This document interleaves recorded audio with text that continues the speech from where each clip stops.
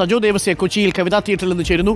കവിതാ തിയേറ്ററിൽ മോഹൻലാലും കുടുംബവും ഇപ്പോൾ സിനിമ കണ്ടുകൊണ്ടിരിക്കുകയാണ് ആരാധകർക്കൊപ്പം. Sajo, very good morning Sajo. രാവിലെ സജോയ്ക്ക് ടിക്കറ്റ് കിട്ടിയില്ലെന്ന് തോന്നുന്നു. എനിക്ക് തോന്നുന്നു ഇതൊരു കൊടുങ്കാറ്റിന് മുമ്പുള്ള ശാന്തതയാണ്. ഇടവേളയായോ സിനിമയ്ക്ക്?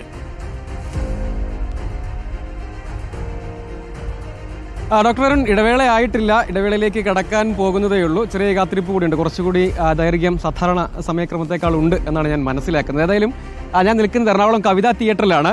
ഇവിടെ ലാലേട്ടൻ കുടുംബസമേതമുണ്ട്, പൃഥ്വിരാജ് ഉണ്ട് കുടുംബസമേതം. ഒപ്പം സിനിമയുടെ പിന്നണിയിൽ ഒപ്പം സ്ക്രീനിൽ ഒക്കെയുള്ള താരങ്ങൾ, അണിയറയിലും സ്ക്രീനിലും ഒക്കെ വരുന്ന താരങ്ങളുമൊക്കെ ഇന്ന് ആരാധകർക്കൊപ്പം ഈ ഫാൻ ഷോയുടെ ഭാഗമാകുന്നുണ്ട് ഇവിടെ എന്നതാണ്. പ്രീ ബുക്കിംഗ് മാത്രം എടുത്താൽ അത് തന്നെ റെക്കോർഡാണ്, സമീപകാലത്തെ ഏറ്റവും വലിയ റെക്കോർഡാണ്. അങ്ങനെ എമ്പുരാൻ ഇതിനകം തന്നെ റിലീസ് ദിവസത്തിന് മുന്നേ തന്നെ യഥാർത്ഥത്തിൽ റെക്കോർഡ് സൃഷ്ടിച്ചിട്ടുണ്ട്. അപ്പോൾ ആരാധകരുടെ ഒരു വലിയ പ്രതീക്ഷ, വലിയ നീണ്ട കാത്തിരിപ്പിൻ്റെ ഒരു ഫൈനൽ എന്നതാണ് യഥാർത്ഥത്തിൽ എടുത്തു പറയേണ്ടത്. ആ ഷോ പുരോഗമിക്കുന്നുണ്ട്. ടിക്കറ്റ് ലഭ്യമായ ആളുകൾ, ആരാധകരൊക്കെ നേരത്തെ ഇവിടെ വലിയൊരു ആവേശവും ആരവവും ഒക്കെ ഉണ്ടായിരുന്നു. വലിയ DJ ഒക്കെ ഒരുക്കി, വലിയ കട്ടൗട്ടൊക്കെ വെച്ച് ആവേശത്തോടു കൂടിയാണ് ആരാധകർ സ്വീകരിച്ചത്. വലിയ പ്രതീക്ഷയുണ്ട്. കാരണം സുദീർഘമായ ഒരു കാത്തിരിപ്പിൻ്റെ ഒടുവിൽ തിയേറ്ററുകളിലേക്ക് എമ്പുരാൻ എത്തുന്നു എന്നതുകൊണ്ട് അങ്ങനെ വലിയ പ്രതീക്ഷ ആരാധകരെ സംബന്ധിച്ചിടത്തോളം ഉണ്ടായിരുന്നു. അത് മുഴുവൻ ഇവിടെ പ്രകടമായിരുന്നു. ഇനിയിപ്പോൾ വീണ്ടും ആവേശത്തിലേക്ക് വരണമെങ്കിൽ പടം കഴിഞ്ഞ് ആളുകൾ പുറത്തേക്ക്, ആദ്യ ഷോ കഴിഞ്ഞ് പുറത്തേക്ക്, ഫാൻ ഷോ കഴിഞ്ഞ് പുറത്തേക്ക് വരണം. നേരത്തെ തുടക്ക സമയത്ത്, അത് പുലർച്ചെ മുതൽ കാത്തിരുന്നാണ്. പലർക്കും ടിക്കറ്റ് ഏതെങ്കിലും നിലയ്ക്ക് സമീപ ദിവസങ്ങളിലോ നാളെയോ അല്ലെങ്കിൽ ഇന്നത്തെ ദിവസമൊക്കെ കിട്ടുമെങ്കിൽ കാണാമെന്ന് കരുതി വന്ന പല ആൾക്കാർ ഇവിടെ ഉണ്ടായിരുന്നു. അവരൊക്കെ നിരാശരായി മടങ്ങിപ്പോവുകയാണ് ചെയ്തത് എന്ന ഒരു പ്രത്യേകത കൂടിയുണ്ട്. ഈ പടം ഏതായാലും ഇൻഡസ്ട്രിയിൽ വലിയൊരു ചലനം ഉണ്ടാക്കുന്നു, ഒരു തരംഗം ഉണ്ടാക്കുന്നു. അത് എമ്പുരാൻ്റെ കാര്യത്തിൽ മാത്രമല്ല, പൊതുവിൽ മലയാള സിനിമയ്ക്ക് ഒരു തരംഗവും ചലനവും ഒക്കെ ഉണ്ടാക്കുന്നു. ആ നിലയ്ക്ക് കൂടി അതിന് പ്രാധാന്യമുണ്ട് എന്നത് എടുത്തു പറയേണ്ടതുണ്ട്. ഒപ്പം സമീപകാലത്ത് തിയേറ്ററിൽ ഏറ്റവും കൂടുതൽ ചലനവും തരംഗവും ഒക്കെ ഉണ്ടാക്കിയ ഒരു പടമായി അത് മാറുന്നുണ്ട്, ചിത്രമായി മാറുന്നുണ്ട് എന്നത് ഉറപ്പായും പറയേണ്ടതാണ്. അത് തിയേറ്റർ ഉണരുന്നു എന്നുള്ളതാണ് ഒരു പ്രധാനപ്പെട്ട കാര്യം. നേരത്തെ ഈ സിനിമാ നിർമ്മാതാക്കളുടെ ഒരു ലിസ്റ്റ് അവർ പുറത്തുവിട്ടല്ലോ.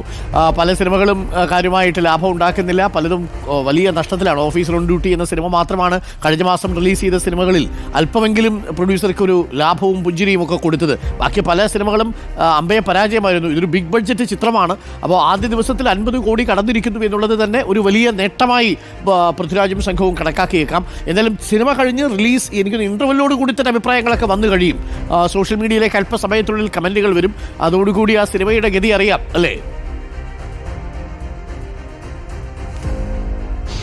ഉറപ്പായും. അതായത് ആദ്യ പ്രതികരണങ്ങളിൽ നിന്ന് ഏറെക്കുറെ സ്പോയിലർ ആകാതിരിക്കാൻ എല്ലാവരും ശ്രദ്ധിക്കുക എന്ന് മാത്രമേ പറയാനുള്ളൂ. പക്ഷേ ഉറപ്പായും അത്തരം റിവ്യൂസ്, പുതിയ കാലമാണല്ലോ, റിവ്യൂസും ഇന്ന് ഇൻഡസ്ട്രിയുടെ കൂടി, ഈ വ്യവസായത്തിൻ്റെ കൂടി ഭാഗമാണല്ലോ. നേരത്തെ സൂചിപ്പിച്ചതൊരു പ്രധാനപ്പെട്ട കാര്യമാണ്. കാരണം ഒരുപാട് ചിത്രങ്ങൾ ഇറങ്ങുന്നു, പക്ഷേ ബോക്സ് ഓഫീസിൽ റിസൾട്ട് ഉണ്ടാക്കുന്ന ചിത്രം എന്നത് വിരലിൽ എണ്ണാവുന്നതാണ് എന്ന് പ്രൊഡ്യൂസർമാരുടെ സംഘടന തന്നെ പറയുന്നു. അത് ഒരു ചെറിയ കാര്യമല്ല. അങ്ങനെ ലിസ്റ്റും കണക്കും അത് സംബന്ധിച്ച് തർക്കവിതർക്കങ്ങളൊക്കെ ഉണ്ടെങ്കിൽ പോലും ബോക്സ് ഓഫീസിൽ പലപ്പോഴും വലിയ പ്രൊഡക്ഷൻ കോസ്റ്റ് ഉണ്ട്, റിലീസ് ചെയ്യുന്നു, അങ്ങനെ വലിയ പ്രൊമോഷനൊക്കെ നടക്കുന്നു. പക്ഷേ ബോക്സ് ഓഫീസിൽ മിക്കവാറും ചിത്രങ്ങൾ പരാജയപ്പെടുന്നു. ആ സിനിമ ഇറങ്ങുന്നതിന്, റിലീസാവുന്നതിന് കുറവൊന്നുമില്ല, പക്ഷേ ബോക്സ് ഓഫീസിൽ പരാജയമാകുന്നത് തുടരുന്നു എന്നത് ആവർത്തിച്ച് പറയപ്പെടുന്ന ഒരു കാര്യമാണ്. അത്തരം ഒരു ഘട്ടത്തിൽ ഒരു ബിഗ് ബഡ്ജറ്റ് സിനിമ വരുന്നു, അതിനെക്കുറിച്ചുള്ള ആളുകളുടെ പ്രതീക്ഷകൾ അതൊക്കെയാണ്. അതൊരു ആ നിലയ്ക്ക് പ്രാധാന്യമുണ്ട് എന്നതാണ്. മറ്റൊന്ന്, സിനിമയെക്കുറിച്ച് എന്താണ് ആളുകൾക്ക് പറയാനുള്ളത് എന്നത് ഈ കണ്ട് പൂർത്തിയായി പുറത്തേക്ക് ഇറങ്ങുമ്പോൾ ആരാധകരോട് തന്നെ, പ്രേക്ഷകരോട് തന്നെ നമുക്ക് ചോദിക്കാം.